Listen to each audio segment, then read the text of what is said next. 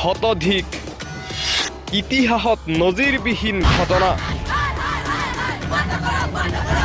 পৰীক্ষা উঠাই দিয়ক আমি আৰু পৰীক্ষা দিব নোৱাৰো আৰু আমি এক্সাম দিব নোৱাৰো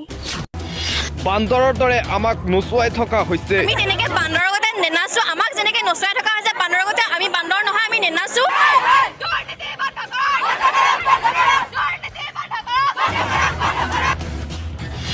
পৰীক্ষা এৰি প্ৰতিবাদত বহিছে পৰীক্ষাৰ্থীয়ে চাওক অসমৰ শিক্ষা ব্যৱস্থাৰ ব্যৰ্থতা মেট্ৰিক পৰীক্ষাৰ মাজতে পৰীক্ষা এৰি এনেদৰে প্ৰতিবাদত নামিল একাংশ পৰীক্ষাৰ্থী কাৰণ তেওঁলোক মানসিকভাৱে ভাঙি পৰিছে তেওঁলোকে আৰু নোৱাৰে কিমান সহ্য কৰিব আৰু এইসকল পৰীক্ষাৰ্থীয়ে আমাৰ লগত আমাৰ এতিয়া এটাই আমাক ন্যায় লাগে আমি আৰু এক্সাম দিব পৰাৰ হালতত নাই আমাক খোজাকে ন্যায় লাগে আমি বিচাৰো আমাৰ যিমান কেইটা এক্সাম হৈছে এইকেইটা এক্সামত আমাক ৰিজাল্ট দিয়ক আমি আৰু এক্সাম দিব নোৱাৰো ঘৰৰ পৰা প্ৰেছাৰ আমি কিমান ৰাতি পঢ়িম পঢ়াৰ পিছতো আমাক ক'ব যে নাই তোমালোকৰ এক্সাম বাতিল হ'ল আমি কি মানুহ হয় না আমি বেলেগ বস্তু হয় আমাক জাষ্টিছ লাগে আমি আৰু এক্সাম দিব নোৱাৰো মেট্ৰিক বাতিল কৰক কৰোনা টাইমত একো প্ৰব্লেম নাছিল মাৰ্কছ দি কেনেও চবে এক্সাম দিব পাৰিলে হয় বা তাহাঁতক পাছ কৰাইছে তো আমাক কিয় নোৱাৰে এবাৰ পেপাৰ বাতিল এবাৰ এক্সাম বাতিল কিমান টাইম কৰিব এনেকুৱা নাই মামা বাছ আপোনাক কেতিয়া দোৱা কৰিছো আমি যিমান কেইটা ষ্টুডেণ্টে যিমান এক্সাম দিছো সেই এক্সামত ৰিজাল্ট দিয়ক আমি আৰু নোৱাৰো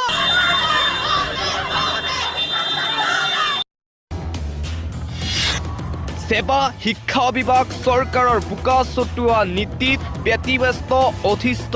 হাইস্কুল শিক্ষান্ত পৰীক্ষাৰ এইসকল ছাত্ৰ ছাত্ৰী এতিয়া ব্যস্ত কেৱল প্ৰতিবাদত গুৱাহাটীৰ জনতা ভৱনৰ পৰা সেবাৰ কাৰ্যালয়লৈ প্ৰতিবাদী সমদল মেট্ৰিক পৰীক্ষাৰ পৰীক্ষাৰ্থীসকলৰ তেওঁলোকে এটাই দাবী জনাইছে তেওঁলোকে আৰু নোৱাৰিছে আৰু কিমান সহ্য কৰিব আৰু কিমান অতিষ্ঠ হ'ব এইসকল ছাত্ৰ ছাত্ৰী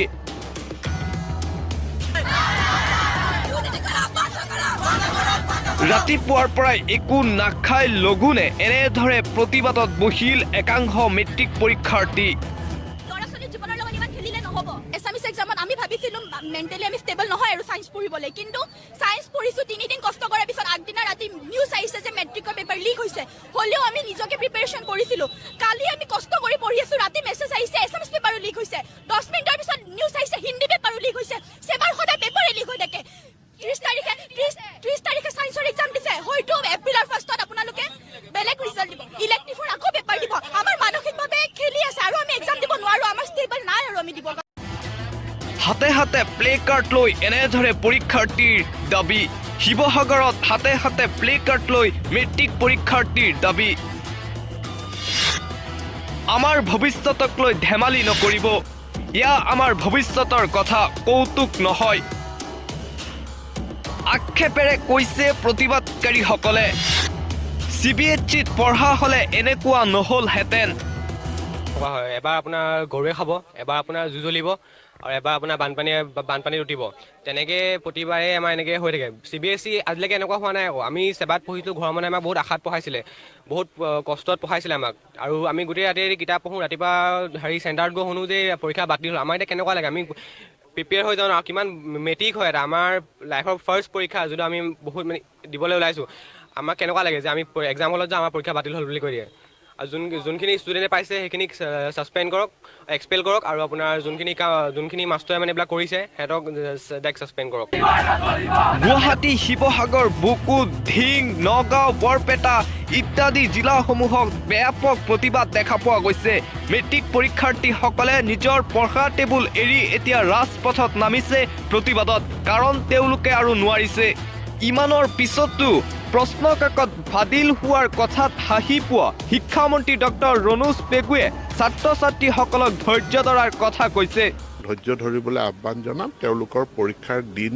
সলনি হৈছে সেই পৰিৱৰ্তিত দিনত তেওঁলোকে সুন্দৰভাৱে পৰীক্ষা দিব বাৰে বাৰে নহয় এবাৰ হৈছে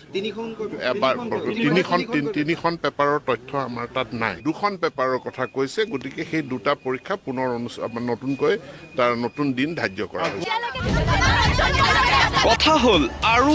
কি দেখিব লাগিব এইসকল কণ কণ পৰীক্ষাৰ্থীয়ে সেবাৰ অধ্যক্ষত থকা ইমান দিন ধৰি ৰমেশ চন্দ্ৰ জৈনে গোটেই বছৰত এটা পৰীক্ষা ভালকৈ অনুষ্ঠিত কৰিব নোৱাৰে পৰীক্ষা অনুষ্ঠিত কৰিব নোৱাৰা এই সেবা ক্লিন চিট দিয়ে শিক্ষামন্ত্ৰীয়ে মুখ্যমন্ত্ৰী আৰু শিক্ষামন্ত্ৰীয়ে ক্লিন চিট দিয়া সেবাই কিয় শিক্ষাৰ্থীসকলক আশ্বাস দিয়াৰ চেষ্টা নকৰিলে পদমৰ্যাৰ অহমিকাই কি পৰ্যায়লৈ লৈ গ'ল মানৱীয়তা নৈতিকতা পাহৰিলে নেকি মন্ত্ৰী বিষয়াই শেষত আমাৰ ফালৰ পৰাই পৰীক্ষাৰ্থীসকললৈ এটাই অনুৰোধ হাৰি যোৱাৰ সকাম নাই ৰৈ যোৱাৰ কাৰণ নাই ইয়া সোণালী ভৱিষ্যত গঢ়াৰ সময়